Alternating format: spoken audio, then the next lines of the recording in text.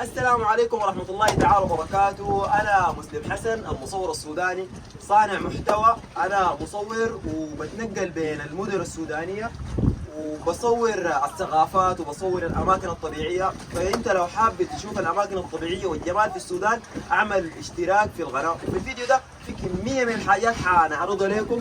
حنشوف الغرفة الداخل الموية أو الغرفة الزجاجية في مدينة بور سودان. فاليوم ده جينا لاستقالة، موقع اسمه استقالة في بور سودان. في الفيديو ده حتشوفوا الشعب المرجانية، حتشوفوا كمية من الحاجات. بس انت اهم حاجة تعمل اشتراك في القناة وتابع الفيديو للنهاية. طبعا نحن من داخل بور سودان. شوفوا الجمال ده يا جماعة، ده الجزء الثاني يا شباب من داخل بور سودان. دير الشباب الدارين يمشوا معانا ظهروا لكم في الجزء الثاني. فده عمنا برضو تونسنا كان معاه قبيل برضو.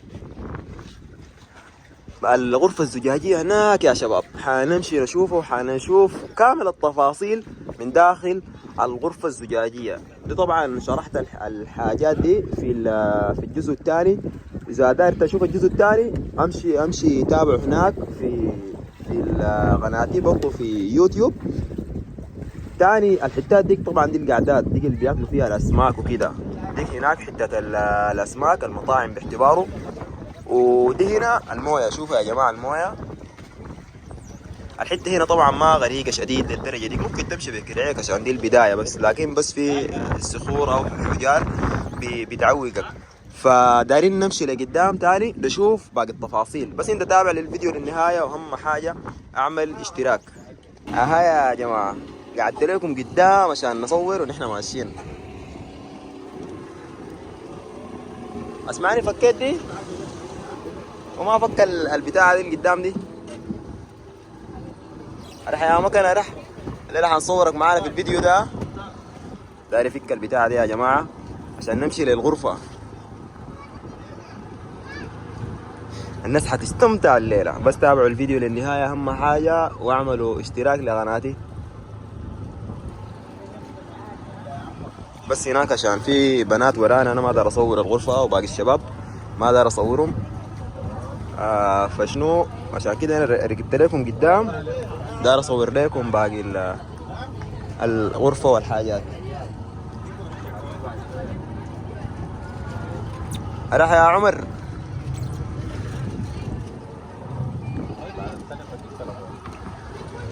تعال قدام هنا عشان تتونس معانا. تعال اقعد هنا قريب.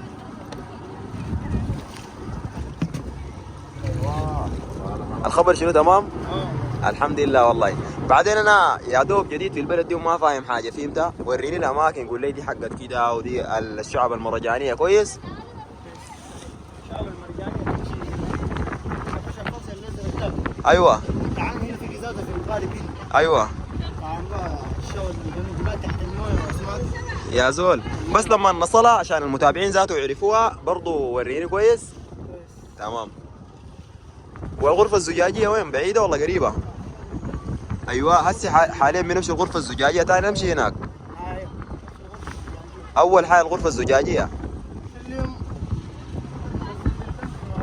ايوه تنزل تاني في سلم تحت تحت هاي يدخلك تحت الغرفة. ايوه تقعد تنزل الغرفة تحت. ايوه تعاني في قزايز، كل قزازة في 3 كيلو. اه تعاني الاسماك اسماك الزينة ماشية وتعاني. يا سلام يا المويه دي نظيفة كده للدرجة دي. يا سلام يا. شوفوا يا جماعة الجمال ده. يا سلام يا اخ. ايوه يا جماعة الجمال ده. يا سلام يا اخ.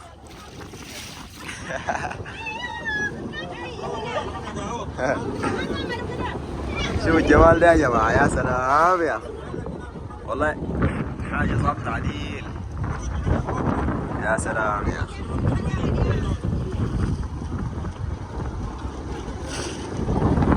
شوفوا الجمال ده يا جماعة، شوفوا الجمال ده. والله انا مصدق عديل، والله انا بور السودان مستمتع منكم. شوفوا الحاجات الجميلة دي. شنو يا ناس بور السودان، الجمال الجمال الجمال. والله انا مصدق عديل. طبعا دي المرة الاولى اني اجي اخش البحر مباشرة، البحر الاحمر. ده طبعا صاحب الغارب شغال معاه. ها مستمتع يا صاحبي انت؟ انت بتكون كملت المتعه ذاته. ها دي الرحله الكم رقم 500 عليك الله. ليه كم هنا شغال؟ ايوه شغل ده ما شغل كامل. ايوه شغل زي شغل متعبس. ايوه. من وين انت؟ من بور السودان؟ اسم الكريم منو؟ عوض ياسر. والله منور يا عوض. انا برضو عندي لك سؤال، لكن السؤال ده صعب شويه يا صاحبي. انت ليه عاين هنا دك مع البحر؟ شايف في حته معارف فاتحه وحته غامضه، فهمت؟ لونين. ليه ملونه البحر ده؟ ليه ملون؟ هناك فاتح وهنا هناك. تشوفها هناك الحتات غريبة. الحتات الغريقه بتجي حمراء يعني، صح؟ والله سبحان الله يا اخي. الحتات دي هنا ما غريقه شديد، لكن ما شايف لي سمكه لسه، ما شايف اي سمكه. في الغرفه ديك الغرفه ذاته، صح؟ ايوه. يا سلام يا اخي، 200 نصل الغرفه يا شباب، وحتستمتعوا. عارف شوفوا المويه دي يا شباب. والله بور السودان بلد جميله جميله يا اخي، جميله جمال ما طبيعي. يا ريت لو متابعين المصور السوداني قاعدين معاي كانوا استمتعوا شديد بالرحله دي يا اخي. واهم حاجه يا شباب، انا قاعد ادعى وكده اشوف لكم الاماكن الجميله عشان اغير لكم جو، بالذات الناس المغتربين والخارج السودان. الناس الخارج السودان طبعا بيكونوا طولوا ما شافوا البلد، والمصور السوداني موجود عشان يغير لكم جو وكده، يغير لكم جو من ضغوطات العمل وضغوطات الشغل. فانتوا ما تقصروا معايا يا شباب، اهم حاجه اعملوا لي اشتراك وفعلوا الجرس، وكلموا اصحابكم برضو انه يتابعوا القناه حقتي، قناه المصور السوداني. وعندي قناتي برضو في تيك توك اسمها المصور السوداني، وفي فيسبوك خشي بمسلم حسن بالانجليزي، او اذا كتبت المصور السوداني برضو في فيسبوك حيجيك. ديك الغرفة الزجاجية بعدها قربنا عليها. يا صاحبي بعد ما قربنا للغرفة الزجاجية. وين الغرفة؟ يا سلام يا قربنا للغرفة الزجاجية. الغرفة دي هي انتوا متأكدين تحت الموية؟ يا زول انا مصدق الموضوع ده، مصدق عليل والله. والله انا نفسي يا اخي اعرف المصمم منه تحت المويه دي. التحيه للباش مهندسين اللي عملوها لداخل المويه دي. اذا انت عارف الناس اللي صمموها وكده ممكن توروني يا شباب في الكومنتات. قربنا للغرفه الزجاجيه. هو الحته الثانيه ديك شنو؟ يا زول كيفتريا جوا المويه وعندهم شنو كده؟ عندهم سمك. يبنوا فيها؟ ايوه. عينين المويه نظيفه كيف؟ يا سلام يا ما شاء الله والله. طبيعه طبيعه. لا انت اخذت الحبل هناك، ارجع لك ورا شويه خلاص.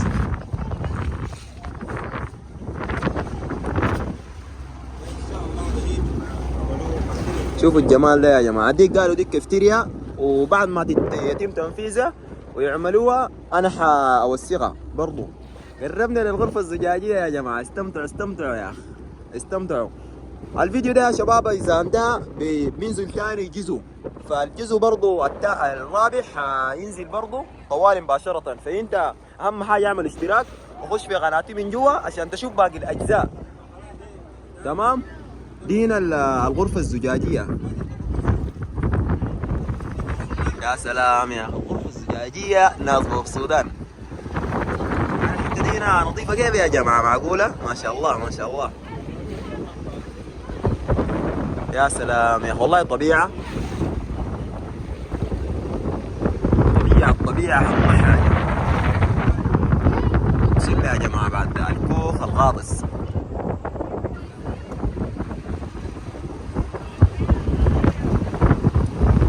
وصلنا يا جماعة أخيرا. يا دايرين نشوف السمك ده ذاته من جوا عامل كيف. الغرفة الزجاجية كمية من الناس يقول لك الغرفة الزجاجية، لكن شنو أنا ما عارفها من جوا. اربط كويس يا صاحبي. بسم الله. يا سلام يا اخ، الجمال الجمال يا اخ. يا سلام يا اخ، معقول يا ناس بور السودان؟ جنة جنة البلد دي يا اخ، جنة. اهل البلد دي كيف يا صاحبي؟ استمتعت؟ ما في كلام والله. شوفوا شوفوا يا جماعة الجمال ده، الكوخ الغاطس. بنات ديل تعال نمشي نصوره. شوفوا يا جماعة الجمال ده، يا سلام أنا ما مصدق عليه. أقول يا ناس السودان غانجين بالجمال ده كله. يا سلام يا أخي، شوفوا الطبيعة دي يا جماعة.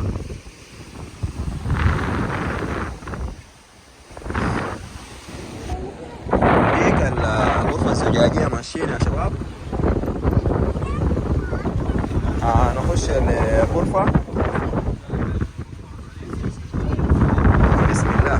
يلا يا جماعة، أشهد أن لا إله إلا الله، أشهد أن محمدا رسول الله. يلا يا جماعة. مع السلامة مع السلامة. أنا استشهدت يا جماعة.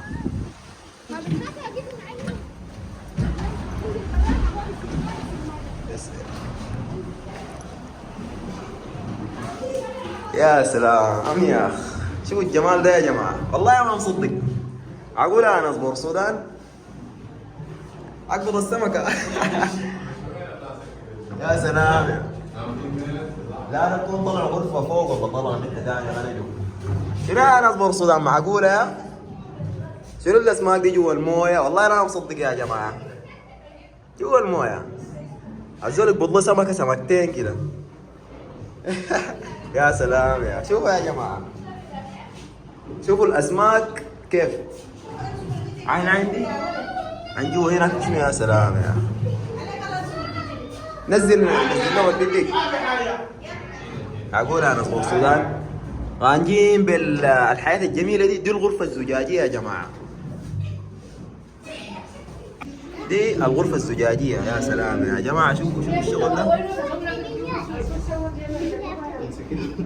اديها السمكة اديها السمكة. شوفوا يا جماعة الجمال ده.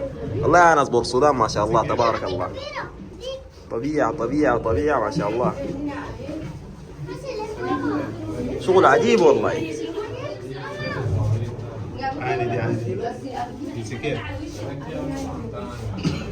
الشغل ده الناس المعماريين، الشغل ده حديد. الناس دائما المصممين حديد، لكن انا حاسس دي كلها عباره عن حديد بس خدوها تحت المويه. انا قايلها عباره عن غرفه عديد، لكن هي غرفه من الحديد. ده قزاز عادي مقاوم يعني للكسر وكده. فوق دي تقريبا دي صبة اللي هي بتاعت شنو، بيكون خرسانة سابقة الصب. بعد ما جهزوا الغرفة برا خدتوها بس هنا في الموية. طبعا من نحن عشان معماريين بنركز على التفاصيل. والغرفة دي من شنو كده. عندك الحتة دي غريقة كيف يا جماعة؟ عن الحتة دي غريقة كيف يا شباب؟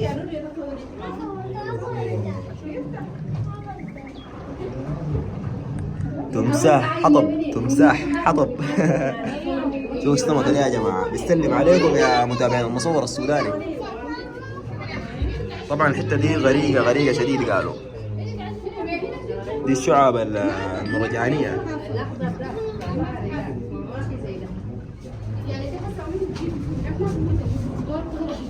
يا سلام يا اخي، والله طبيعة طبيعة ما شاء الله. حتى انواع مختلفة من الاسماك. شايف والله انا حاسس نفسي يا جماعة حلمان.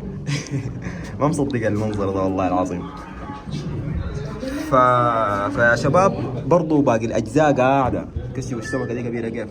باقي الاجزاء قاعدة في قناتي برضو في يوتيوب في الفيديوهات الجاية. فالناس اذا الفيديو ده انتهى اهم حاجة اعملوا اشتراك في قناتي عشان تستمتعوا. والله انا حاسس نفسي الليلة في قناة ناشونال جيوغرافي. هنالك اسماك كبيرة، وهذه السمكة قد يتم قتلها بعد بضع ثواني. إنه المفترس الكبير سوف يأتي ويقتل تلك السمكة. إنها تتجول في أرجاء الماء. وهذه أنواع مختلفة من الأسماك.